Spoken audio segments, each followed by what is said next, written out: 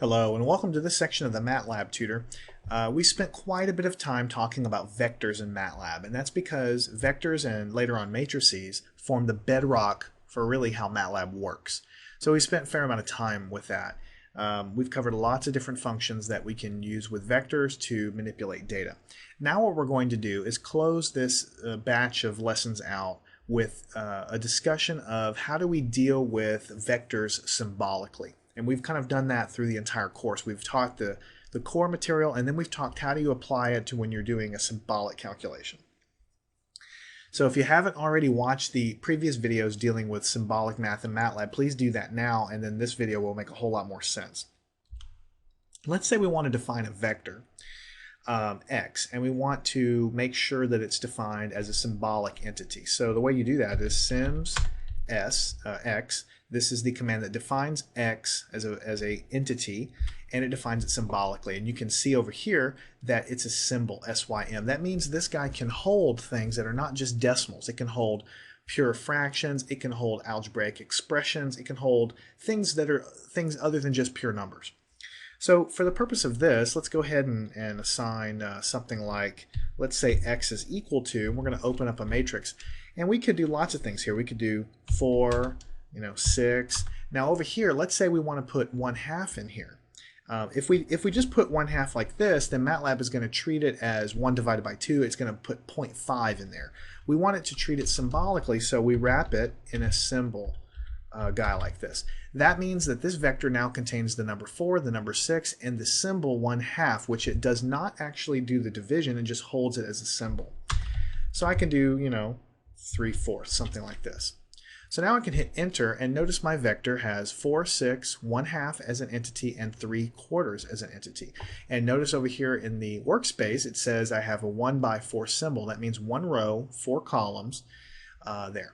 So now this is a symbol. It's not just filled with decimals. These two guys at the end, they're symbols. So if I do things like, take the square root of this guy, then it's going to try to do its best to keep everything exact.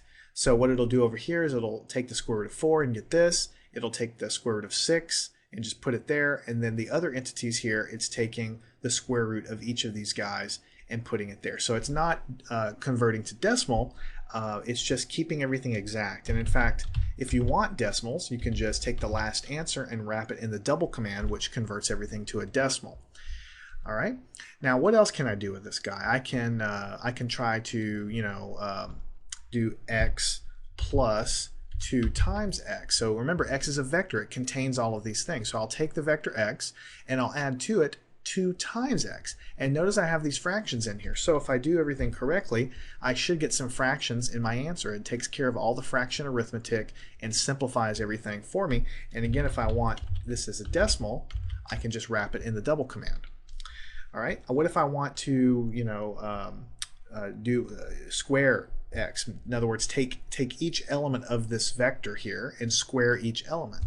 So if you remember correctly, back when we talked about it, this is how you would write x squared. But if you do it, it's going to give you an error. Sometimes when you're trying to do element by element arithmetic in MATLAB, you might get an error like this. So if you ever get something like that, you might need to force it to do it element by element by putting a dot right in front of your operator that you're trying to actually do. And that's telling MATLAB, okay, do this element by element. So we look at this, 4 squared is 16, 6 squared is 36, and then of course I square each of the fractions properly, and so on. So the key here is you have to define your vector symbolically, and then whatever you put into the vector, you need to make sure that they are also symbols. And that's why back before, when you actually look in our history, you can see that when we put 1/2 in there, we wrapped the symbol command around it, and we did the same thing here. If you didn't do that, MATLAB would interpret this as 1 divided by 2, and it wouldn't be a symbol, it would just be a decimal in there. All right, so I can define another vector. Let me call it y, and I want to define it as a symbolic guy as well. So then I'll say y is equal to, I'll put 4 elements in there so it matches, and I'll do, symbol 11, 21, symbol 5, 6, symbol 6, 13ths, and let's just put pi in there just to be different. So what we have is 3 fractions, these guys here, and then we have the pure number, or I should say the infinite number pi that MATLAB understands, and that's stored in the vector y. So you can see that the fact that my division, my fractions are still intact, I did all of that correctly.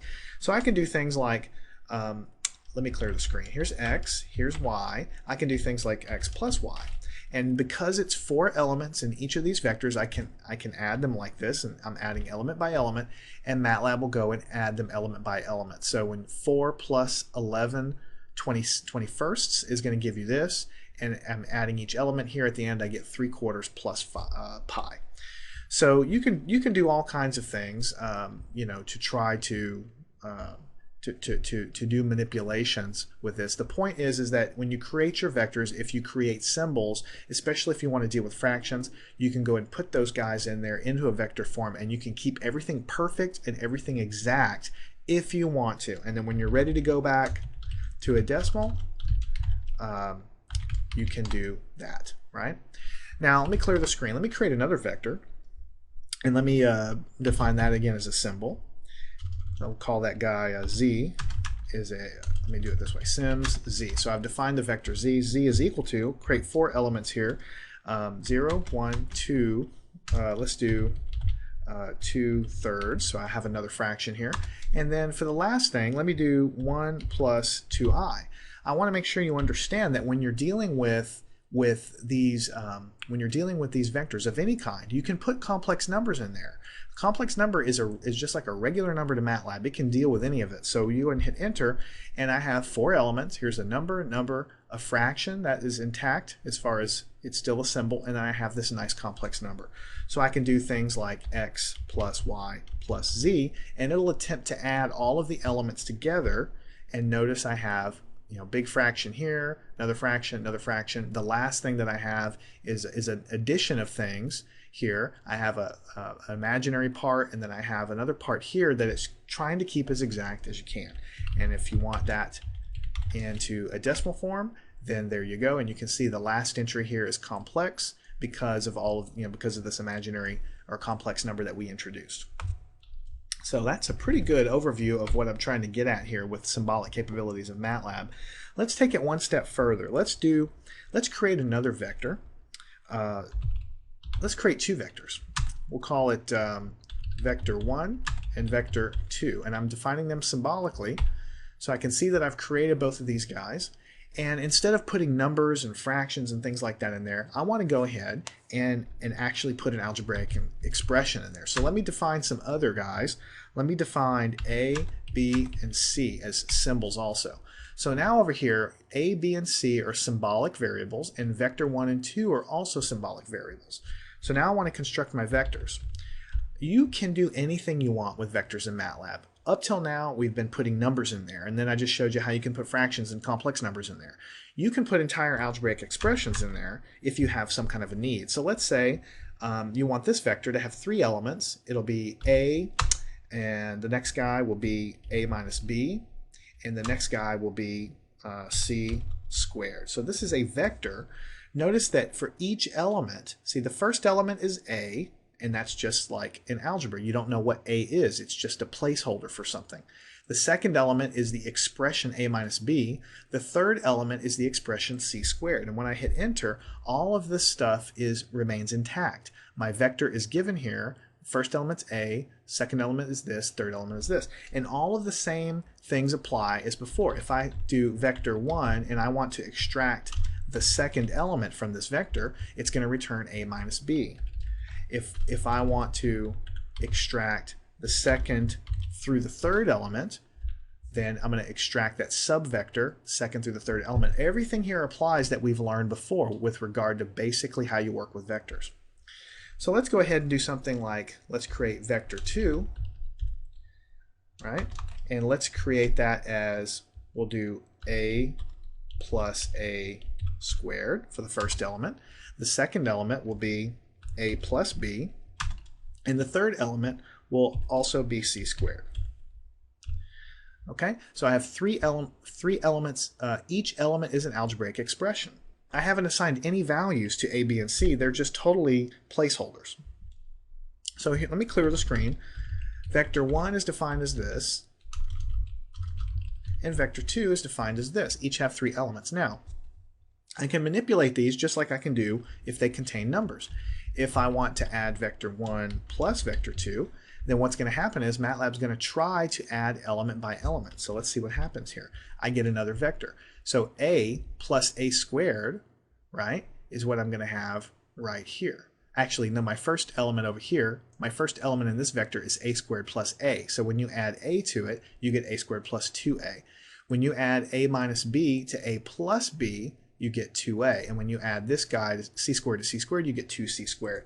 So you see the rules of algebra are being followed here. If you do things like a divided by b, let me do it a different way. Let's do 2 times vector 1. So remember, this is vector 1 up here. If you multiply by a 2, MATLAB understands I'm trying to multiply each element by 2, so that's what it did. What if I want to divide these guys element-wise? Vector 1 divided by vector 2. You got to be a little careful, inconsistent, because you have, you don't have things set up right. So let's clear the screen. This is vector 1, vector 2. If you want it to do element by element when you're doing division and exponentiation, you really need to tell MATLAB explicitly with this dot. This dot right in front of the division symbol tells MATLAB, okay, do this operation, but this is not a standard operation that vectors are allowed to participate in, so go ahead and do it element by element. So when we do that division, it's going to take vector 1 divided by vector 2. So that would be this element divided by this. That's what I have down here, and it's doing the same thing. I can even do crazy things like vector 1 raised to the power of vector 2. Notice I put the dot here telling it do it element by element. And when I do that, I've got all of this stuff. And MATLAB keeps track of it all there.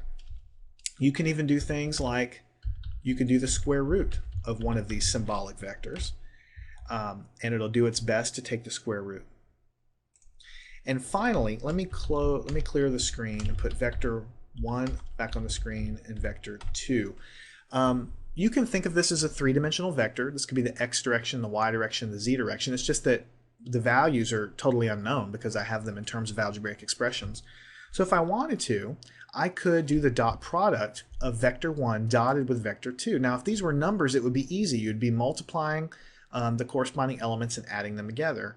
And that's what MATLAB is going to eventually do. So you could do dot vector 1 comma vector 2, and look what it's going to have, a whole long expression there. Now notice here you've got some conjugates of some of these vectors here. Conjugate of A, vector A, conjugate of vector A, conjugate of vector B. So you might ask, why is it coming up with this conjugate stuff? It's because A, B, and C are just symbols. They could be anything. So typically when we think of variables in algebra, we think of numbers, but in reality they could be complex numbers. So MATLAB is going to assume that all of the components of vector 1 and vector 2, all of these letters can be complex. So when it does the dot product, it might introduce some conjugates here in order to get the full-blown, the full answer, the rich answer that takes into account that they might actually be complex. And if this guy here, confuses you a little bit, we used that before. We put vector 1 up here and vector 2. Another way to do the dot product that we've talked about in previous sections is to say vector 1 times vector 2, but because these are both horizontal row vectors, you need to put a transpose on the second vector, so it's basically takes vector 2 and turns it into a vertical vector, so you can multiply across and down. And this answer that we get is exactly what we got for when we use the actual function.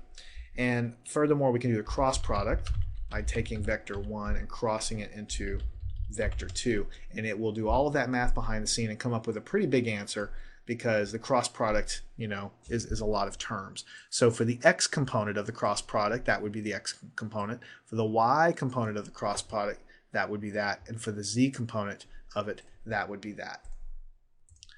And that is about everything I want to say about dealing with vectors in the Symbolic Math Toolbox in MATLAB. Most of the time you're going to be importing data, you're going to be manipulating data and doing numerical calculations. That is really the strength of MATLAB. But if you define things in terms of these symbols, then you can create these long, complicated vectors that involve basically expressions it allows you to work in terms of pure math without actually knowing any values of anything. And occasionally you might have a problem where you might have to write a vector down symbolically and then manipulate it, and MATLAB has the capability to do that. So pull this out, make sure you understand it. Doing this kind of stuff is very important. Vectors are really the bedrock of how the program operates. When we get into matrices here quickly, we'll start to expand all of these concepts in terms of matrices, full-blown matrices, and you'll again see exactly how MATLAB can be made to work with more complicated problems.